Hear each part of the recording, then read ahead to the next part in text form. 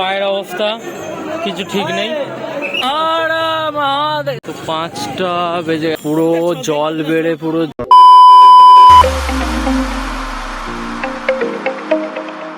তো তৃতীয় সোমবার আমরা চলে গেছিলাম তারকেশ্বর যাত্রা করার জন্য, এবং আমরা সবাই এরকম দাদা বন্ধু সবাই মিলে যাচ্ছিলাম, আমরা 7 জন টোটাল। তারপর আমরা পুরো অগ্রদ্বীপের ঘাটের দিকে রওনা দিই। তো এখানে পুরো জল বেড়ে পুরো জল হয়ে গেছে আপাতত, আর এইখান দিয়ে আমরা এখন যাব। আর বাকি এই যে সবাই আমাদের গ্রুপ মেম্বার। তো তারপর আমরা সোজা চলে আসি অগ্রদ্বীপ স্টেশনে, এবং সেখান থেকে ট্রেন ধরার অপেক্ষা করি। এবং ট্রেনে ছিল মারাত্মক ভিড়, যেটা মানে হওয়ার কথাই হয়তো ছিল, এরকম প্রচণ্ড ভিড় ছিল। তারপর এরকম ক্যাচ মারতে মারতে এনজয় করতে করতে আমরা চলে আসি সিধা তারকেশ্বর, একদম 3 ঘন্টা জার্নি করে তারকেশ্বর। এবং ভিড় এখানে এরকম ছিল, কিছুটা সুন্দর ছিল।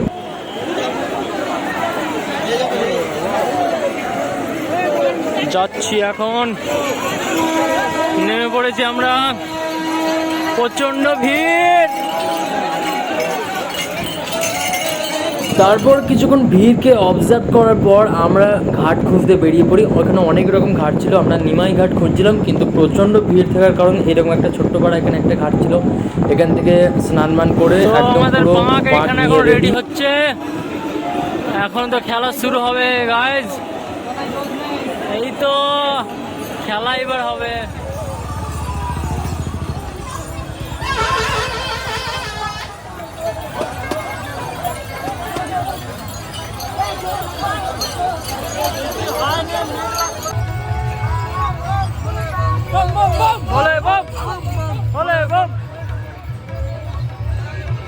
তো আমরা আপাতত এখানে বাঁক রেখে রেস্ট করছি। প্রায় 15 কিমি আমাদের কমপ্লিট হয়ে গেছে, আর ওই দিক দিয়ে সবাই যাচ্ছে বাকি সব, আর এইদিকে মানুষজন সব বসে আছে। আমাদের এইটা হলো বাঁক। বেশিক্ষণ রেস্ট নেওয়ার পর আমরা আবার হাঁটতে শুরু করে দিয়েছিলাম, আর তখন বাজে প্রায় 6:45 এরকম কিছু। তারপর মহাদেবের নাম করে আমরা আবার হাঁটা শুরু করে দিই, এবং বাঁক নিয়েছিল তখন বদ্দারা কেউ। তারপর আমরা হেঁটে হেঁটে যাচ্ছিলাম, এবং তারপর বাঁক নেওয়ার পালা পড়েছিল আমার, এবং যথারীতি সবাইকে পালা করে বাঁক নিতে হয়, তখন আমিও বাঁক নিয়েছিলাম এবং বাঁক নিয়ে এরকম যাচ্ছিলাম।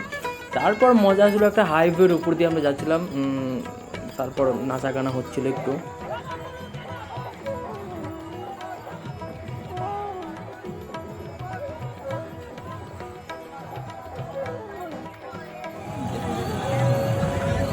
তো আমরা এখন বসে আছি, এখনও পায়ের অবস্থা সবার এইরকম, সব ব্যান্ডেজ লাগিয়ে বসে পড়েছে, শুয়ে পড়েছে ভাইগুলো আমাদের।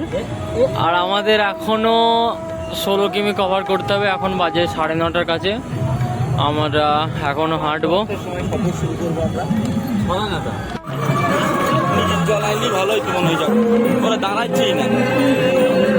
তো এখন আমাদের 5 জন 4 জন হারিয়ে গেছেন, এবং আমরা একা পড়ে গেছি 3 জন।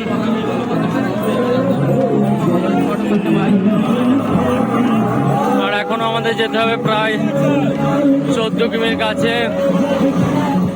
অনেক কষ্ট, অভিজ্ঞতা এবং সব কিছু দেখার পর ফাইনালি আমরা মেন গেটের কাছে পৌঁছে গেছিলাম, তখন বাজে রাত 3টে। তারপর হাঁটতে হাঁটতে আমরা এগিয়ে যাচ্ছিলাম সামনের দিকে, কারণ আমাদের বাকি 3 জন হারিয়ে গেছিলো সামনের দিকে, এবং তারপর আমাদের পায়ের অবস্থাও ভালো ছিল না। কিছুক্ষণ রেস্ট নেওয়ার পর যখন আমরা আর পেরে উঠছিলাম না বাঁক নিয়ে যাওয়ার জন্য, তখনই ঘটে একটা আশ্চর্য ঘটনা। কিছু দাদা আমাদের বাঁক নেয়, এবং এভাবেই আমাদের বাঁকটা বয়ে দেয়।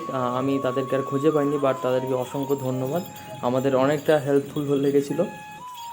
তো 5টা বেজে গেছে, আর আমরা এখন ঢুকছি প্রায় কাছাকাছি। তো আমরা এখনও হাঁটছি গলিতে গলিতে, মন্দির এখনও খুঁজেই পাওয়া যায়নি। প্রশাসন ঘুরিয়ে মারছে, কোনো কিছু একটা প্রপার সিস্টেম নেই, শুধু ঘুরিয়ে আমাদের এই গলি ওই গলি করাচ্ছে। প্রশাসনের হাত থেকে এরকম ঘুরে তারপরে মন্দিরের কাছে জল ঢালা হয়, এবং আমরা বাইপাস দিয়ে তারপরে বেরিয়ে যাই স্টেশনের দিকে। আর এখানেও অনেকজন জল ঢালছিল, যেটা সাইডে কোনো মন্দির ছিল হয়তো। তারপর আমরা স্টেশন চলে আসি, যেখানে ছিল প্রচণ্ড ভিড়। আসার সময় অতটা ভিড় ছিল না, যাওয়ার সময় যতটা বেশি ভিড় ছিল। কে ফোন করে যা? হ্যালো তো এইখানটায় আমরা আপাতত বসে আছি বাড়ি যাব বলে, আর ভালো লাগছে না। আমাদের পায়ের অবস্থা কিছু ঠিক নেই, তারপর একদিন হারিয়ে গেছে। তারপর আমরা ফাইনালি অনেকক্ষণ বসার পর ট্রেন পেয়ে যাই, এবং ট্রেনে এরকমই বসেছিলাম এবং আর পারা যাচ্ছিল না এবং খুবই ক্লান্ত ছিলাম। তারপর ওখান থেকে আমরা সোজা চলে যাই একদম আমাদের ঘাটে, এবং ওখানে মহাদেবকে আরেকবার জল অর্পণ করে আমরা বাড়ির দিকে রওনা দিয়ে দিই। ভিডিওটা ভালো লাগলে লাইক শেয়ার সাবস্ক্রাইব করে দিও, এবং নিজের বন্ধুদের সাথে শেয়ার করে দিও যাদের সাথে তুমি তারকেশ্বর যেতে চাও নেক্সট বার।